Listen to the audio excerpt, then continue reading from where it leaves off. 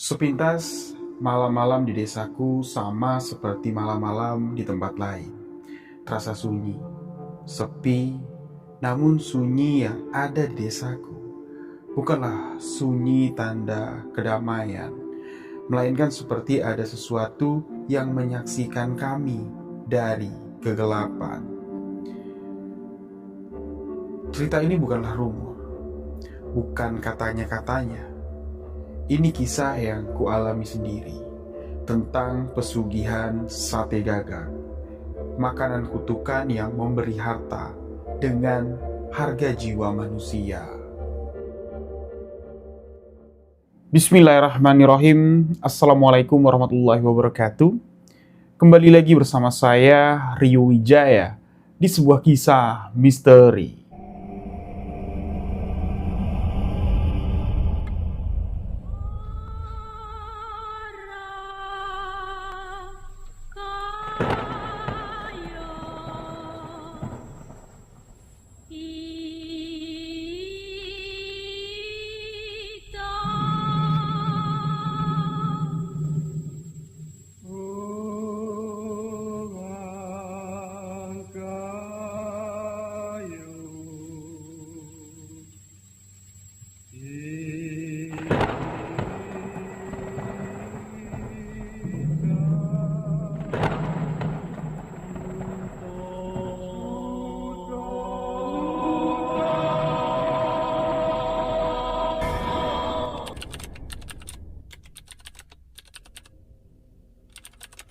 Terima kasih untuk sahabat yang telah mengklik video ini.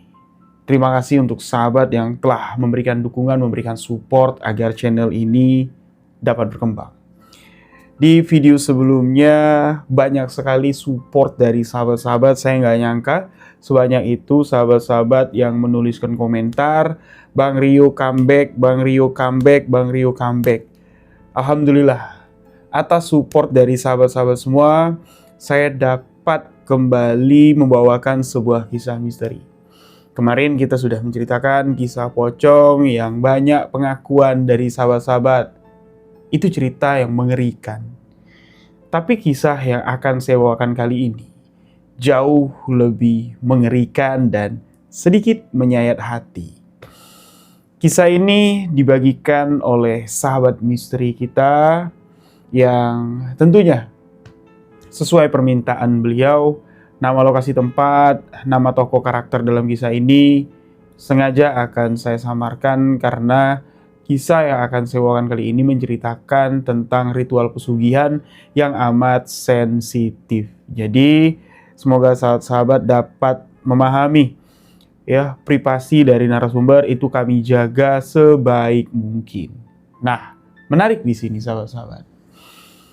Cerita pesugihan itu boleh saya katakan untuk diri saya pribadi itu sudah hatam. Bahkan untuk sahabat-sahabat yang sudah mengikuti channel Rio Wijaya dari awal itu tentunya pasti sudah tahu. Karena sebelum channel Rio Wijaya berdiri, sebelum Rio Wijaya Storytelling menceritakan kisah-kisah misteri, kisah-kisah pesugihan, Rio Wijaya dulu pernah mencari apa itu namanya pesugihan. Kebenaran tentang ritual pesugihan hampir saja terjebak dalam lingkar setan. Dan ritual pesugihan yang akan saya ceritakan kali ini adalah ritual pesugihan sate gagak. Yang menariknya, kenapa cerita ini saya angkat? Saya bagikan kepada sahabat semua untuk pengetahuan kita agar diri kita berjaga diri, berhati-hati. Jangan sampai melakukan ritual-ritual aneh untuk mendapatkan kekayaan seperti ritual pesugihan sate gagak ini. Unik sekali sate gagak yang akan saya ceritakan kali ini, sahabat-sahabat. Berbeda dengan cerita ritual pesugihan sate gagak yang sebelumnya pernah saya bawakan. Ya, narasumber kita ini kita sebut saja namanya Ardi. Beliau mengalami langsung kejadian ini itu di tahun 2006 silam. Jadi kita masuk saja langsung ke dalam alur ceritanya. Setelah kurang lebih sekitar 3,5 tahun, Ardi ini meninggalkan kampung halamannya. Di tahun 2006, Ardi kembali ke kampung halamannya. Nah, alasan Ardi kurang lebih sekitar 3 tahun setengah ini pergi meninggalkan kampung halamannya, itu bukan alasan untuk beliau bekerja di luar kota atau ada urusan lain ya, enggak. Alasan Ardi pergi meninggalkan kampungnya itu di sekitar tahun 2002-an itu dikarenakan putus cinta. Malu sama tetangga, sama teman-teman karena lamaran si Ardi ini ditolak oleh sang pujaan hati. Sebut saja wanita cantik yang membuat Ardi hampir gila, ini bernama Aisyah. Nah, diceritakan Ardi dan Aisyah ini memang sudah berpacaran sejak lama, sahabat-sahabat. Dari kelas 1 SMA sampai 2 tahun setelah lulus SMA, mereka ini ya berpacaran. 5 tahun lah kurang lebih. Mereka berpacaran dan sama-sama sudah berkomitmen untuk menikah. Nah, di sini saya bukan untuk membandingkan kasta atau membandingkan latar belakang ekonomi antara keluarga ya, enggak. Ini saya bawakan sesuai dengan alur cerita pengalaman pribadi yang dibagikan Ardi. Jadi yang menolak pertunangan atau lamaran Ardi ini adalah pihak mempelai perempuan. Rasa-rasanya kalau disebut perempuan yang nolak, itu pastilah latar belakang ekonomi dari yang laki-laki ini mungkin dianggap kurang atau tidak sesuai lah dengan keluarga perempuan. Nah, yang dialami sama Ardi ini kebalik, sahabat-sahabat. Itu yang membuat si Ardi ini sakit hati. Syukur alhamdulillah Ardi bilang. Dari kecil dia sudah dilahirkan atau dibesarkan ya di keluarga yang serba berkecukupan. Bapaknya Ardi ini mantan kepala desa di kampung itu, ya. Ya, bukan mengandalkan kekayaan dari mantan kepala desa saja. Sebelum menjadi kepala desa pun bapaknya Ardi ini ya sudah menjadi pedagang sukses. Jadi ya kehidupannya dari kecil Ardi ini mapan lah, berkecukupan lah. Nah, sedangkan Aisyah, keluarganya Aisyah, wanita yang ingin dilamar oleh Ardi, ini berasal dari keluarga yang boleh dikatakan taraf ekonominya menengah ke bawah, pas-pasan. Bapaknya Aisyah ini buruh lepas yang dikenal di kampung suka judi, suka KDRT sama istri, dan dikenal banyak hutang di kampung itu. Nah, jadi kok bisa ditolak Bang Rio lamaran si Ardi? Bukannya bapaknya si Aisyah ini bakal senang nih dapat mantu orang kaya. Iya, seharusnya seperti itu, tapi takdir berkata lain. Ketika sudah berkomitmen nih si Ardi sama Aisyah, Ardi pun sudah datang ke rumah keluarganya si Aisyah. Bapaknya si Aisyah sih oke-oke aja, nyatakan kalau mas kawinnya sekian disiapin sama keluarga Ardi. Pas hari H antaran rame-rame dari keluarga, malah ditolak mentah-mentah. Ardi pun diusir dari rumah si Aisyah. Marahlah keluarga Ardi ini. Hampir terjadi cekcok, namun penjelasan dari bapaknya si Aisyah mengatakan, nggak mungkin aku menikahi anakku yang sudah mengandung janin dari laki-laki lain. Tentu di sini Ardi pun bingung. Loh, kok bisa? Ardi mau minta penjelasan dari Aisyah, ini tidak bisa. Si Aisyah langsung dilarikan, pihak keluarga Ardi pun kecewa. Nah, itu alasannya sahabat-sahabat. Jadi, mendengar itu tanpa Ardi ini bisa mendapat penjelasan dari Aisyah, Ardi pun kecewa dan meninggalkan kampung itu selama kurang lebih 3 tahun setengah. Nah, selama 3 tahun setengah Ardi ini memang tutup kuping, tutup mata, menutup hati, mencoba untuk move on dan tidak pernah menanyakan kabar Aisyah. Di mana Aisyah? Apakah Aisyah ini sudah melahirkan? Siapa bapak dari anak yang dikandung sama Aisyah? Sama sekali dia tidak mencari tahu. Nah, 3 tahun setengah sudah dia menghilang, balik-balik, keadaan kampung itu ya sedikit ada perubahan. Ya, beberapa bangunan baru di bagian pasar itu bangun dan mencolok sekali ada satu bangunan yang terlihat tidak terlalu besar, tidak terlalu rapi. Di situ, di bangunan itu, tertulis warung sate. Warung sate Aisyah. Sontak di sini ketika pulang ke rumah, Ardi bertanya sama ibu bapaknya, "Pak, Bu, itu warung sate yang di depan, di pojokan jalan, itu warung sate Aisyah mana ya?" Ibu bapaknya tidak mau menjawab. Apa itu Aisyah perempuan itu? Adiknya Ardi nyeletuk, "Iya bang, tapi Kak Aisyahnya sudah meninggal." Nah, mendengar itu si Ardi ini kayak, "Hah? Meninggal? Bu, kenapa? Kenapa? Kenapa?" Dan disinilah diceritakan oleh keluarganya Ardi apa yang terjadi sama Aisyah ketika setelah ditinggal sama Ardi dan dinyatakan hamil oleh bapaknya. Jadi, kejadian acara lamaran si Ardi ini ditolak sama keluarga Aisyah itu siang, sahabat-sahabat. Nah, malamnya, tanpa Ardi ini bisa minta penjelasan sama Aisyah, Ardi pun pergi dia keluar kota untuk menenangkan diri, dan Aisyah pun di sini sempat mencari Ardi, tapi Ardi sudah tidak ada lagi. Di sini, ibunya si Ardi menjadi saksi. Dia mengatakan, Aisyah berani bersumpah di atas Al-Quran dengan nama Allah, dengan nama Nabiku. Tidak pernah sekalipun aku disentuh oleh laki-laki lain selain Ardi. Ya memang Ardi mengatakan, kami pacaran bukan pacaran yang sehat, karena kami sudah berkomitmen untuk suami istri. Pernah beberapa kali Ardi ini nidurin si Aisyah, tapi tidak sampai bunting. Dan Aisyah bersumpah, tidak ada laki-laki lain selain Ardi yang menyentuh aku. Itu fitnah. Apa alasan bapak mengatakan aku hamil? Aku tidak hamil. Aku mau ketemu sama Bang Ardi, minta maaf sama Bang Ardi. Ini semua fitnah, tapi nasi telah menjadi bubur.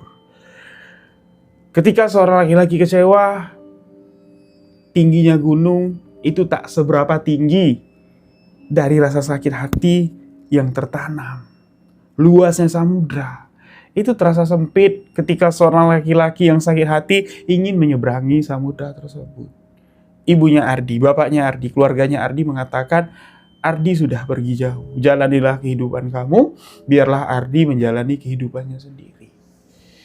Karena Ardi berpesan sebelum pergi, ya sudahlah, mungkin dia bukan jodoh. Ya udah benar-benar ingin, ya udahlah, udah pasrah lah gitu. Karena siapa yang gak kecewa, sahabat-sahabat. Dan fakta itu didengar di depan umum, di depan keluarga besar Ardi. Siapa yang gak malu? Nah, singkat cerita, ibunya si Ardi mengatakan, beberapa minggu setelah apa yang terjadi, pengakuan bapaknya Aisyah kalau Aisyah ini hamil. Dari keluarganya Aisyah ini ada keramaian, ya tapi tidak terlalu besar acara keramaiannya. Karena keluarga mereka kan menengah ke bawah tadi perekonomiannya. Pas-pasan lah hidupnya bapak juga pemabuk, penjudi, suka KDRT sama ibunya Aisyah. Ternyata itu adalah keramaian, itu adalah acara pernikahan Aisyah. Sederhana sekali dengan laki-laki yang berasal dari luar kampung dan tidak diketahui identitasnya, tidak dikenal sama warga. Nah, anehnya di sini, laki-laki itu cuma datang menikahi Aisyah dan habis itu pergi, cuma semalam di rumah Aisyah. Habis itu Aisyah ditinggal pergi.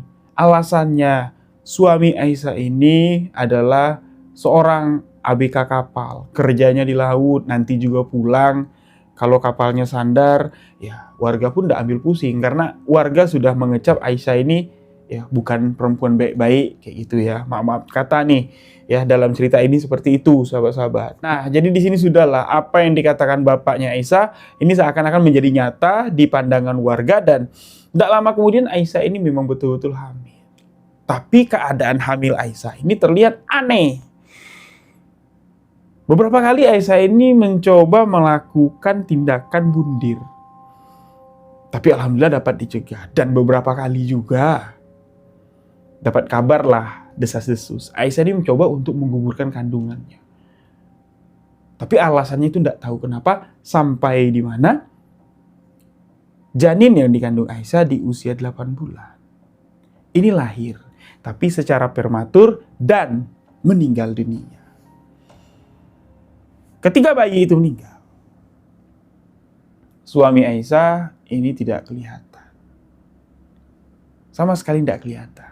Nah, Aisyah pun di sini mulai wataknya berubah, karakternya berubah. Sering mengurung diri di kamar, jarang terlihat, tapi keadaannya sehat ya, baik-baik saja. Nah, kurang lebih dari keguguran si Aisyah ini, kurang lebih 4-5 bulanan lah, ibu Aisyah meninggal dunia. Tertekan batin. Ya, tubuhnya terlihat kurus, ketika juga saat-saat sakit parah lah ibunya si Aisyah ini, bapaknya Aisyah sama sekali ya seakan-akan tidak peduli. Dia sibuk dengan urusannya. Dan di situ bapaknya Aisyah ini sudah kelihatan megang duit, sahabat-sahabat. Ya, ini diceritakan di lapak judi, bapaknya si Aisyah ini sudah sering lah bertaruh besar, sudah sering menang, sudah sering bawa duit balik. Ya, kehidupan ekonominya sudah agak sedikit membaik, namun ibunya meninggal. Nah, tidak lama lagi dari ibunya meninggal, dari Aisyah ini keguguran ya setahun lebih lah, Aisyah lagi-lagi hamil. Sedangkan suami Aisyah ini tidak pulang-pulang, hamil, tapi warga tidak curiga karena bisa aja Aisyah ini ketemu di luar sama suaminya.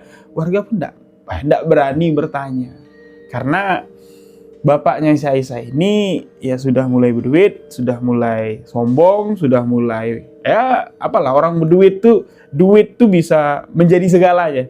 Ya sudah banyak lah yang jadi antek-antek atau jadi ajudan bapaknya si Aisyah. Rumah mereka pun sudah pindah ke rumah yang lebih layak. Nah, kehamilan Aisyah yang kedua ini, sahabat-sahabat, ya, ini cuman sampai ke usia kandungan masuk 7 bulan.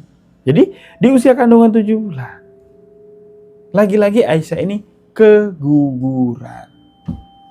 Dan seminggu setelah Aisyah keguguran, Aisyah pun menyusul meninggal dunia. 5 bulan setelah Aisyah meninggal dunia, kehidupan bapaknya si Aisyah ini berubah 180 derajat. Kabar-kabarnya, bapak Aisyah dapat jackpot, kena togel. Itu nominalnya miliaran rupiah. Rumah pertama gubuk, rumah kedua dibeli itu rumah semi permanen, rumah ketiga dibangun. Itu dibangun rumah gedongan. Tapi sayang, walaupun rumah gedongan, bapaknya Aisyah cuma tinggal seorang diri. Karena Aisyah ini anak tunggal dari bapaknya Aisyah. Emaknya Aisyah sudah meninggal, Aisyah pun sudah meninggal.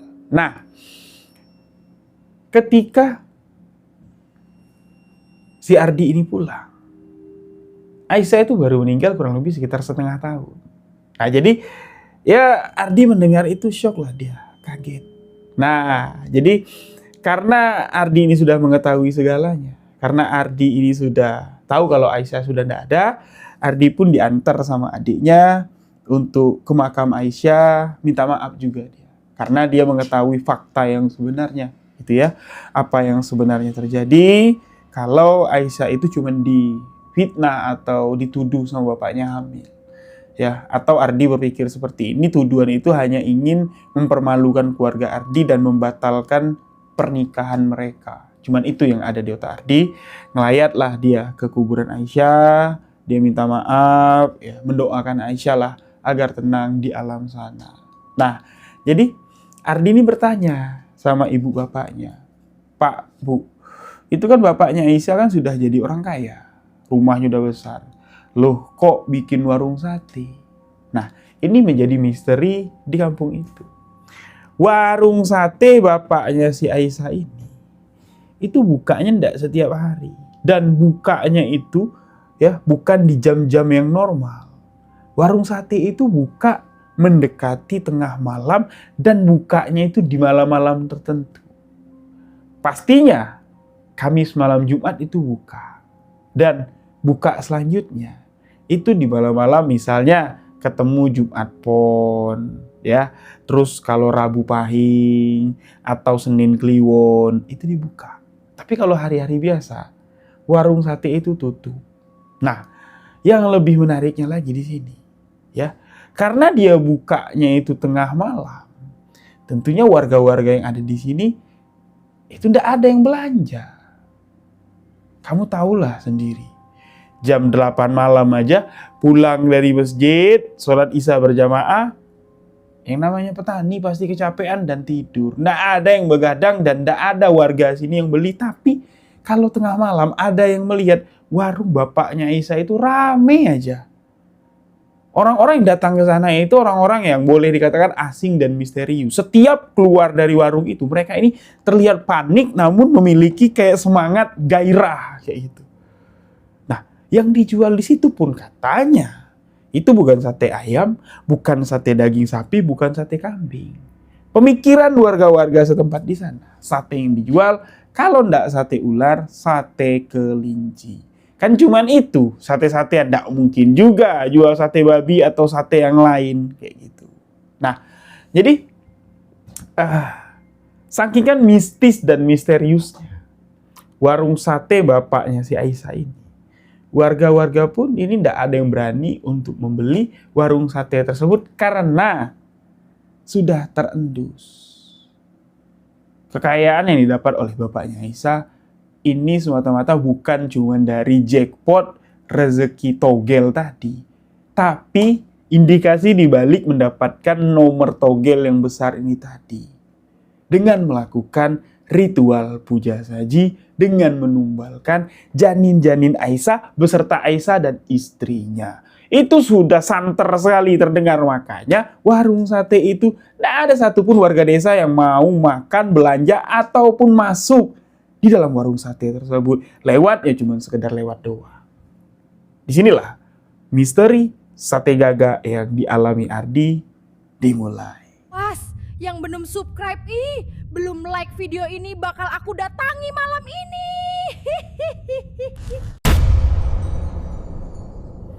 Ardi yang tentunya penasaran dengan apa yang dilakukan oleh bapaknya si Aisyah ini.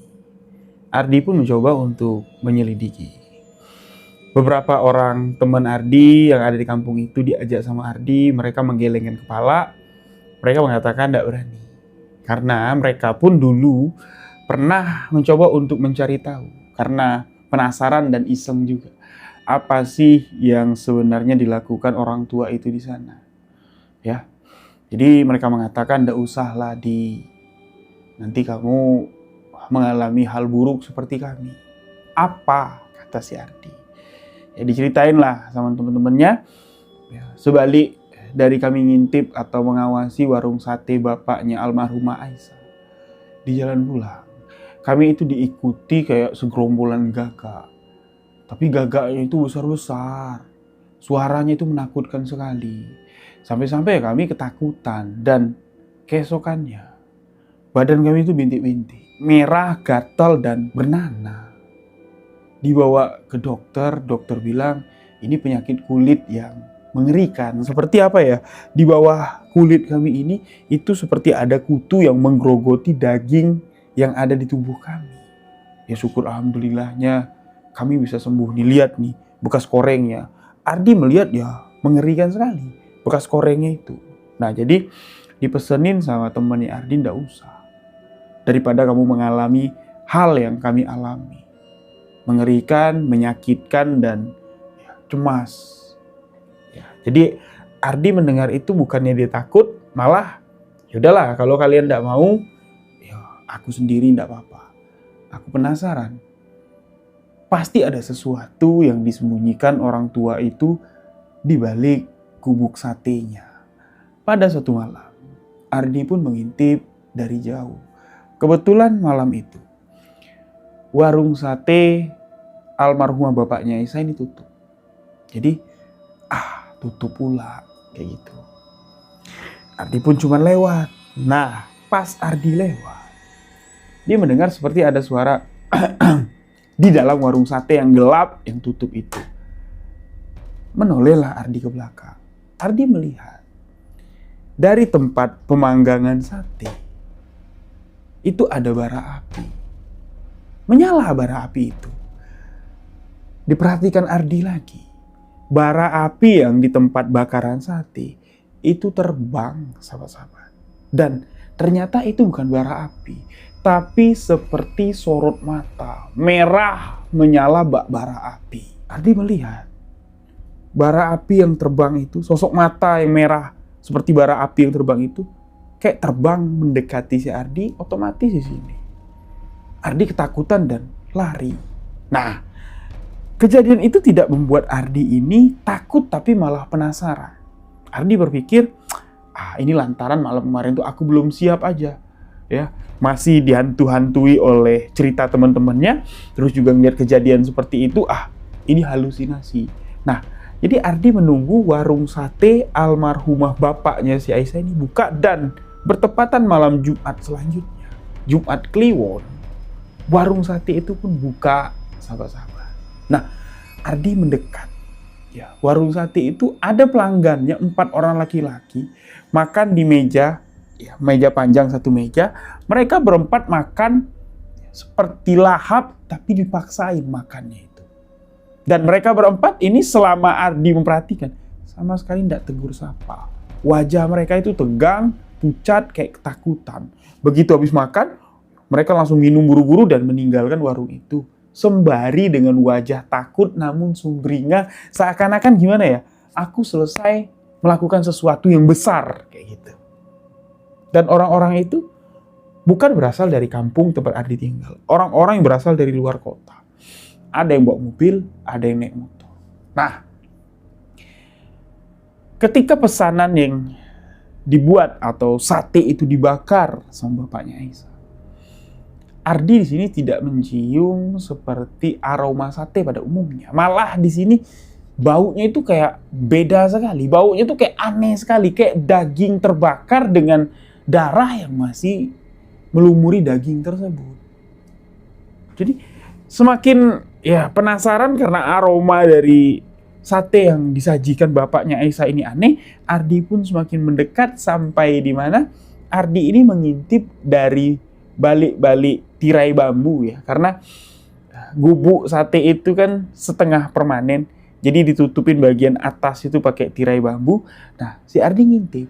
Nah, pas Ardi ngintip, terlihat kalau bapaknya Aisyah ini mengeluarkan seekor gagak dari kurungan yang dibungkus atau ditutup pakai kain hitam. Gagak itu langsung dipotong kepalanya, darah gagak itu ditampung, ya, dalam mangkuk. Nah, daging gagak itu langsung disiang, dan ternyata yang ditusuk pakai tusuk sate itu bukan daging kelinci seperti yang dikatakan warga, juga bukan daging ular, melainkan daging burung gagak, dan itu adalah sate gagak.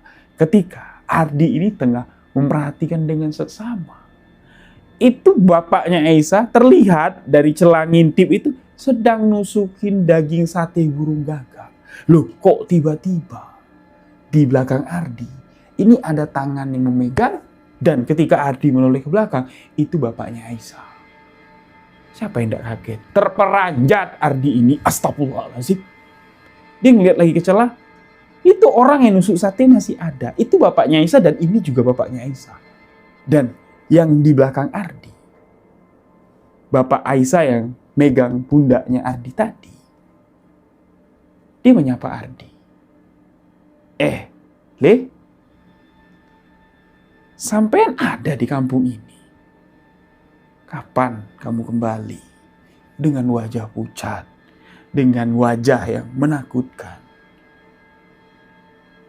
Calon mertua, ya, mantan calon mertua, yang dikenal dulu sangat tidak menyukai si Ardi, sampai-sampai rencana pernikahannya dibatalkan.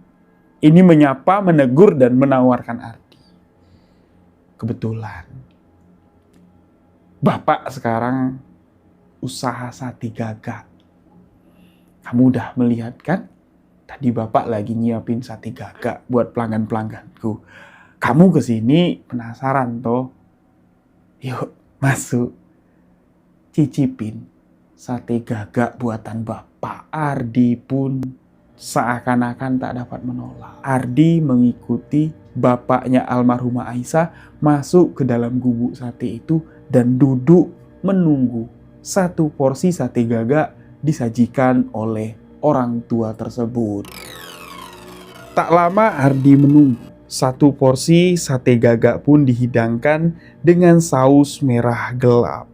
Aromanya gurih, Tapi ada bau amis halus seperti darah hewan yang belum benar-benar mati. Dan sebelum Ardi memakan sate gagak tersebut, bapaknya Aisyah berbisik dengan mengatakan, "Di, makanlah sate gagak itu. Kalau kamu memakan sate gagak itu sampai habis, aku jamin kamu bisa jadi orang kaya. Dan ya, bisa-bisa kamu bertemu dengan Aisyah. Kamu rindu ndak dengan Aisyah? Makanlah sate gagak itu, nanti kamu aku ketemukan dengan Aisyah." Ardi di sini bingung. Ibuku bilang, orang kampung bilang Aisyah udah meninggal. Tapi bapaknya bilang Aisyah masih hidup. Loh, kemarin kuburan siapa? Kalau Aisyah masih hidup, kemarin itu kuburan siapa? Nah, pertanyaan itu muter-muter di kepalanya si Ardi dan tiba-tiba saja dia nekat memakan sate gagak yang dibakar. Terlihat bakarnya itu setengah matang dan disiram dengan darah segar burung gagak yang disembelih oleh bapaknya almarhumah Aisyah. Dimakan sama Ardi. Rasanya itu ndak karuan. Ditelan, sate itu ada 4 tusuk. Cuman tanpa ada lontong, tanpa ada campuran yang lain. 4 tusuk habis, bapaknya si Aisyah ketawa. Hahaha. Udah selesai. Enak kan? Ya sudah. Pulanglah. Rezekimu akan bagus dan mudah-mudahan saja. Dalam waktu dekat, aku bisa mempertemukan kamu dengan Aisyah. Kalau warungku buka, mampir. Datanglah ke sini lagi. Makan lagi sate gagak buatanku dan rezekimu akan berkali lipat lebih besar. Kau lihat saja besok. Nah, jadi Ardi ini pulanglah. Sepanjang jalan, dia mengelus bagian leher dan memegang perutnya. Dia sempat mengucap, "Astaghfirullahaladzim. Astaghfirullahaladzim. Apa yang sudah aku perbuat? Apa yang sudah aku lakukan? Ya Allah, ampuni aku." Jadi Ardi ini mau memuntahkan makanan itu seolah-olah di perutnya ini tidak ada makanan, sahabat-sahabat. Seakan-akan dia tidak makan apa-apa, tapi rasa jijiknya, rasa amis itu masih ada di kerongkongan Ardi. Nah, pulanglah dia dan ketika bangun pagi, tahu enggak? Sesuatu yang amazing, sesuatu yang mengejutkan terjadi. Bisa-bisanya Ardi yang notabene pengangguran masih dipanggil sama bapaknya dan bapaknya mengatakan, "Di, kamu kelola ya kebun bapak.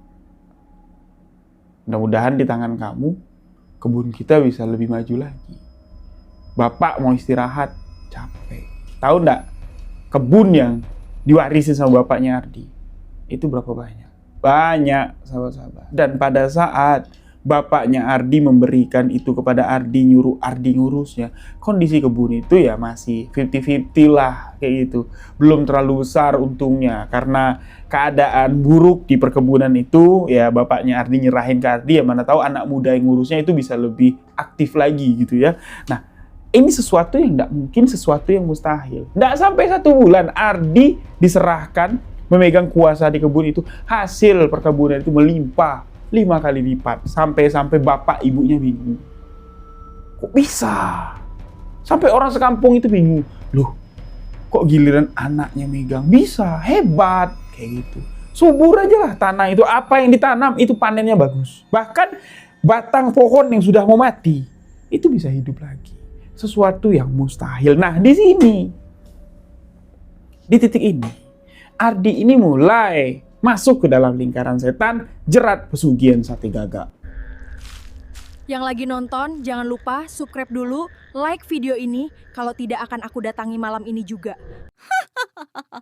Nah, setelah kejadian yang menurut si Ardi ini sesuatu yang mustahil terjadi, sahabat-sahabat.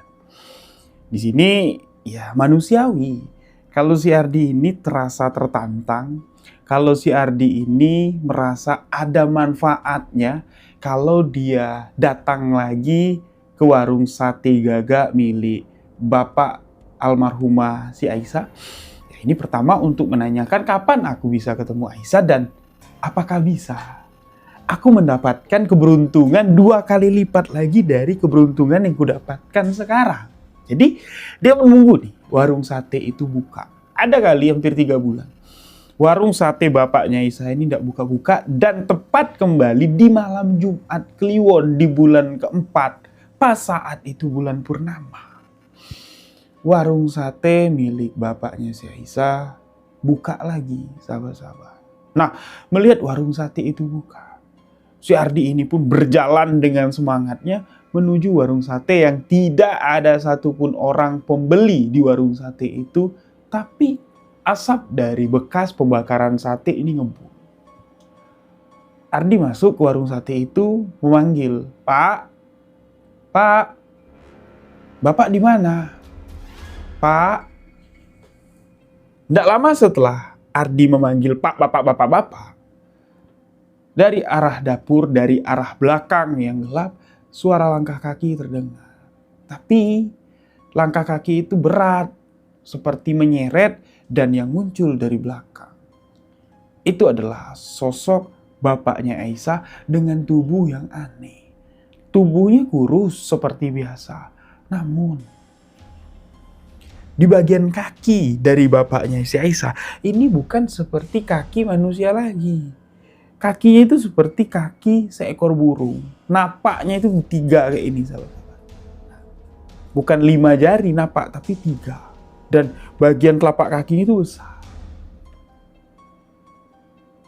Laki-laki tua yang bentuk badannya sudah mulai aneh itu berjalan mendekati Ardi dan mengatakan, "Kau datang. Apa yang kau mau?"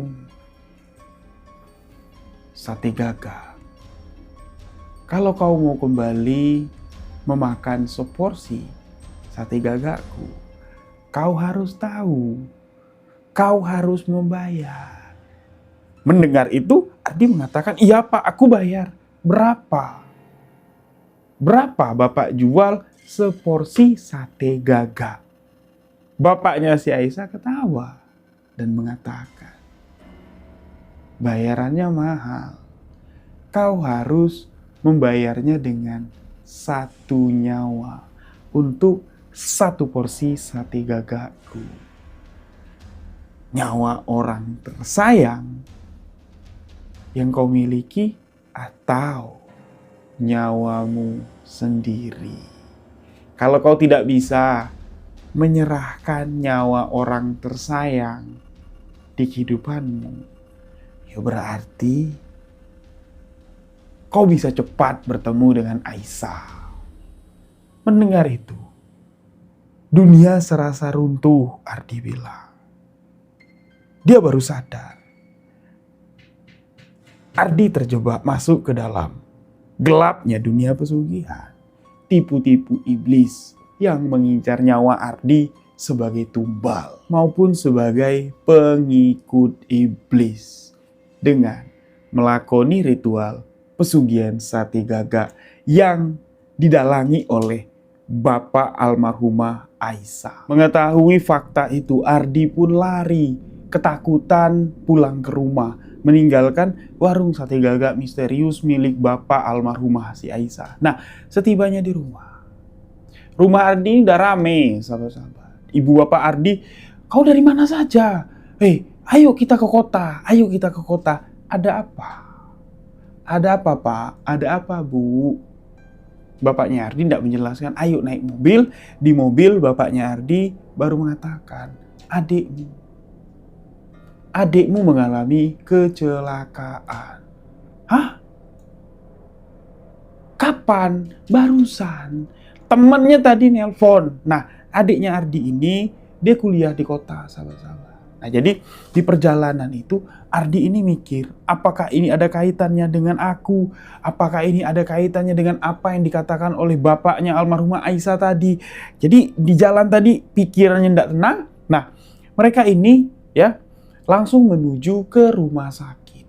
Nah, di rumah sakit, adik perempuan si Ardi ini sudah terbaring di ruang rawat inap dalam keadaan koma. Jadi kecelakaannya itu kecelakaan mobil, sahabat-sahabat. Katanya mobil adiknya si Ardi ini oleng nabrak pohon. Nah, jadi Ardi pun disuruh sama bapaknya untuk ikut polisi ke TKP, untuk olah TKP dan sekalian ngurusin mobil adiknya nih tadi yang mau dibawa ke kantor polisi. Dan terkejutnya di sini Ardi, ketika di TKP, di dekat pohon yang ditabrak sama adiknya si Ardi, itu berserakan bulu burung gagak. Lama di sini Ardi termenung sampai bulu burung gagak itu dikantongin sama si Ardi. Takut kalau dia salah lihat ya. Nah, setibanya di rumah sakit, selesai ngurus mobil, olah TKP dan segala macam, balik lagi ke rumah sakit, dilihat sama Ardi, itu memang betul burung gagak. Dan keesokan paginya, adik perempuan Ardi ini sadar, bisa diajak ngobrol, bisa ditanyain. Tahu enggak? Adik Ardi ini mengatakan apa? Aku nabrak gerombolan burung gagak. Burung gagak itu seakan-akan menghalangi kaca depan mobilku. Aku nggak bisa ngelihat apa-apa. Aku menabrak burung gagak itu dan ternyata yang kutabrak itu adalah pohon. Itu pengakuan adiknya si Ardi membuat sekujur tubuh Ardi ini lemas. Ada apa ini? Apa yang sebenarnya terjadi? Ardi di sini ketakutan. Nah, selesai ngurus rumah sakit, adiknya udah siuman, adiknya pun dibawa pulang. Malam demi malam, Ardi ini diteror oleh suara cakaran di jendela kamarnya si Ardi. Seperti suara patukan paru, seperti mengetok, tak tak tak tak tak tak. Tapi dibuka ini tidak ada apa-apa.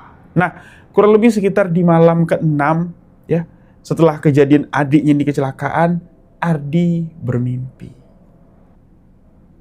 didatangi oleh almarhumah Aisyah. Dalam mimpi itu, almarhumah Aisyah ini berjalan dengan menggunakan mukena berwarna putih, namun dia memakai seperti bed cover, seperti selimut yang berwarna hitam.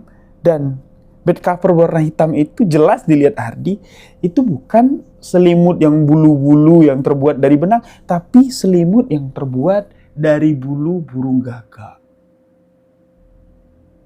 Aisyah berjalan mendekati Ardi dan mengatakan,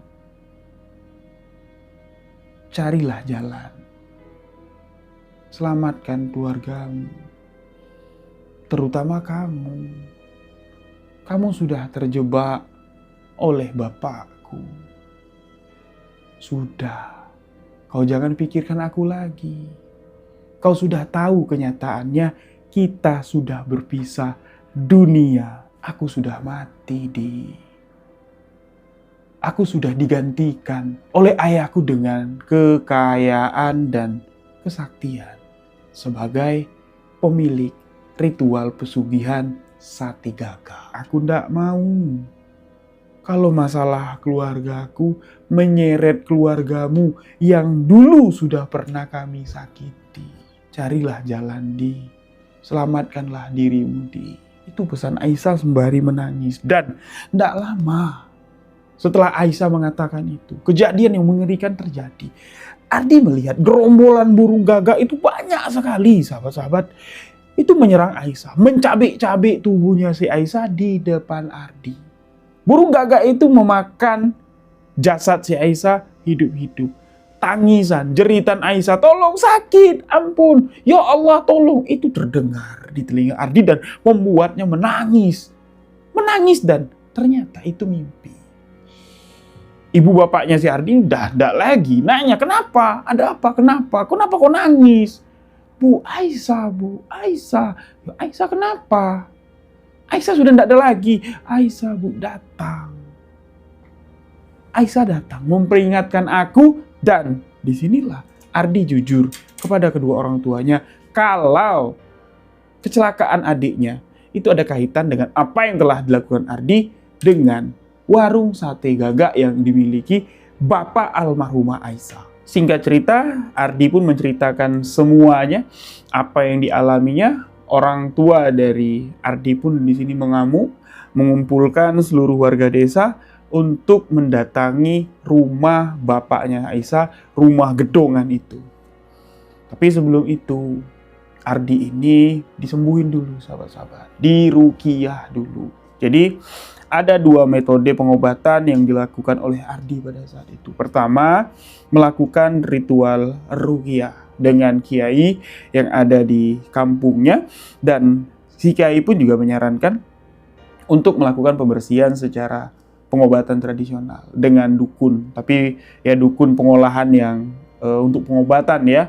Jadi 2 ritual dijalankan, pertama di ruqyah, selesai metode ruqyah, barulah mendatangi si dukun, dan si dukun ini mengatakan, ya di dalam dirimu itu sudah ada benih-benih dari iblis itu tertanam, dan ya kamu harus menyelesaikan perjanjian yang tak sengaja kau buat. Untung aja keinginanmu untuk makan sate kedua itu tidak terrealisasi. Kalau kamu sempat memakan sate kedua, atau kedatangan kedua Ardi ini disuguhkan sate, dimakan lagi sama Ardi, mungkin kamu tidak bisa untuk lepas dari ikatan ini. Syukur alhamdulillah, kamu baru memakan 1 porsi sate gagak, makanya ya adiknya si Ardi ini ya ndak diambil, atau istilahnya ya ndak matilah dalam ritual penumbalan kecelakaan yang direncanakan oleh iblis pesugihan sate gagak itu. Nah, jadi si dukun ini mengatakan, untuk menyelesaikan ritual ini, kamu harus kembali mendatangi seseorang yang memberikan kamu sate gagak yang menjanjikan kamu kekayaan. Dan di sana nanti, ketika orang itu memberikan kamu sate gagak, menyuruh kamu memakan sate gagak, ketika kamu memakan sate gagak itu, kau katakan dalam hati, sepenuhnya kau menyerahkan tumbal kepada orang yang memberikanmu makanan sate gagak itu, dan merelakan apa yang sudah kau dapat dari sate gagak yang kau makan sebelumnya itu untuk diambil masuk lagi ke alam gaib atau musnah secara tiba-tiba. Dan kau bersumpah untuk meninggalkan apa itu yang namanya ikatan ritual pesugihan sate gagak. Tapi resikonya satu. Kalau permintaanmu itu terrealisasi, bisa-bisa satu keluargamu bangkrut. Satu keluargamu akan kehilangan harta yang bahkan bukan berkaitan dengan ritual pesugihan sate gagak. Dan resiko terberatnya, kau yang akan mati. Tapi kematianmu tentunya dalam keadaan sadar kau ingin bertobat, bukan untuk meminta kekayaan dari iblis. Kau pilihlah. Nah, konsultasilah nih. Ya, konsultasi lagi dengan ustadz. Ustadz mengatakan nih, kalau itu jalan kebaikan, yang penting ingat, kau selalu ingat dengan Allah Subhanahu wa Ta'ala, dan kau melakukan ini untuk memutus ritual itu. Kalau memang jalannya seperti itu, lakukan. Nah, orang tuanya pun ikhlas, ya sudah. Mau miskin, kita miskin. Yang penting anak-anakku selamat. Kamu terlepas dari ritual itu, dan kita akan musnahkan orang yang telah menjebak kamu, yaitu bapaknya si Aisyah. Jadi, malam itu sebenarnya rame orang yang datang ke warung sate bapaknya Aisyah yang buka, tapi mereka tuh pada ngumpet. Mereka tuh pada sembunyi lah ya. Ardi doang yang masuk, dan ketemulah sama bapaknya si Aisyah. Bapaknya Aisyah nggak nawarin sate. Seakan-akan dia tahu kalau malam itu Ardi akan menyelesaikan ritual pesugihan sate gagak dan siap untuk menerima konsekuensi apapun. Jadi bapaknya Aisyah mengatakan, kau sudah tahu semuanya, sudahlah. Kau ingin lepas, ya sudahlah. Tapi ingat, apa yang sudah terjadi, apa yang sudah kau alami, tak semudah itu anak muda untuk kau lepas. Kau ingin mengakhiri semua ini, aku yang akan mengakhirinya. Jadi seporsi sate gagak yang disiapkan bapaknya Aisyah itu dimakan sama bapaknya Aisyah. Otomatis di sini, bapaknya Aisyah ini kembali melakukan ritual pesugihan sate gagak dengan tumbal. Siapa? Tidak ada siapa-siapa lagi yang akan ditumbalkan bapaknya Aisyah kecuali dirinya sendiri. Malam itu juga, seluruh warga kampung melihat bapaknya Aisyah menumbalkan dirinya karena takut. Ya kalau nggak numbalin diri mau kabur kemana? Digeruduk warga pasti mati juga. Dan dia menyelesaikan ritual pesugihan sate gagak ini atas permintaan Aisyah. Ternyata bukan Ardi doang yang didatangi sama Aisyah, bapaknya pun juga didatangi dengan Aisyah dengan mengatakan seperti ini. Ardi, sudah cukup sakit, jangan kau sakiti lagi, cukuplah aku. Kau tiduri aku sampai memiliki 2 janin untuk kau tumbalkan. Ibuku kau bunuh untuk memuaskan nafsumu, untuk mendapatkan kekayaanmu. Cukuplah aku, jangan orang yang kusayangi. Itu yang dikatakan bapaknya si Aisyah, pengakuan dari bapaknya Aisyah sebelum bapaknya Aisyah bunuh diri dengan memakan sate gagak itu. Mendengar itu, hidup Ardi ini seakan hancur dan dia malah mengatakan kalau bisa aku aja lah yang mati biar aku ketemu sama Aisyah.